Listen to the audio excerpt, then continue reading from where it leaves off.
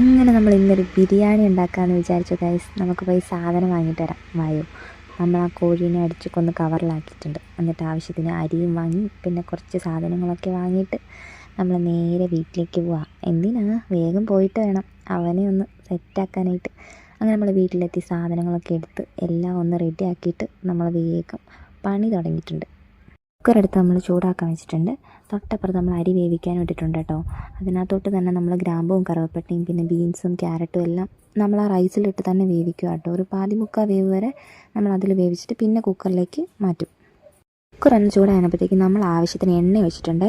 അതിനകത്ത് കുറച്ച് കടുവറ ഇട്ടിട്ട് പിന്നെ എടുത്ത് വെച്ചിരിക്കുന്ന ഉള്ളിയും കറിവേപ്പിലയും പിന്നെ ഇഞ്ചി വെളുത്തുള്ളി പേസ്റ്റും നമ്മൾ ഇട്ടിട്ടുണ്ട്. അത് കഴിഞ്ഞ് നമ്മൾ ആവശ്യത്തിന് മുളക് പൊടി പിന്നെ മഞ്ഞൾപ്പൊടി ഒക്കെ ഇട്ട് നമ്മളൊന്ന് നന്നായിട്ട് വഴറ്റി നല്ല രീതിയിൽ ആ പച്ച മണം മാറുന്നവരെ നമ്മൾ നന്നായിട്ട് ഇളക്കി കൊടുക്കുന്നുണ്ട്. എന്നിട്ട് നമ്മുടെ താരത്തിന് അങ്ങോട്ട് കുക്കറിലേക്ക് എടുത്തിടണം. മസാലയൊക്കെ പുരട്ടി കുറച്ച് നേരം ആശാനം അവിടെ ഇരുന്നതാണ്. അത് നമ്മുടെ മിക്സിനകത്തോട്ടിട്ട് നന്നായിട്ടൊന്ന് വഴറ്റിയെടുക്കണേ. നല്ല രീതിയിൽ വഴറ്റിയെടുത്തിട്ട് നമ്മൾ കുറച്ച് തക്കാളി എടുത്തിട്ട് അത് അരിഞ്ഞ് അതിനകത്തൊന്ന് ആഡ് ചെയ്തിട്ട് അതും കൂടെ ചേർത്ത് നല്ല രീതിയിലൊന്ന് ഇളക്കിയെടുക്കണം കേട്ടോ. നന്നായിട്ടൊന്ന് വെന്ത് കിട്ടാനായിട്ട് നമുക്ക് കുക്കർ ഒന്ന് അടച്ച് വെക്കാം കേട്ടോ.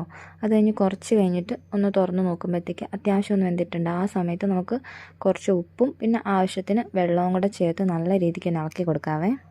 കാഷ്യൂ റൈസിൻസ് എടുത്ത് നന്നായിട്ടൊന്ന് എണ്ണയിലിട്ട് ചൂടാക്കി എടുക്കണേ. ആ എണ്ണയ്ക്കകത്ത് തന്നെ നമുക്ക് കുറച്ച് ഉള്ളി എടുത്ത് നല്ല രീതിയിലൊരു ഫ്രൈ പോലെ ആക്കിയെടുക്കാം. എന്നിട്ട് നമ്മുടെ ചിക്കനിലേക്ക് ഇത് നന്നായിട്ട് ആഡ് ചെയ്യാം കേട്ടോ. അപ്പോൾ നല്ലൊരു ഫ്ലേവറും നല്ലൊരു ടേസ്റ്റും കിട്ടും. എന്നിട്ട് അതിനകത്ത് കുറച്ച് റൈസ് ഇടുക.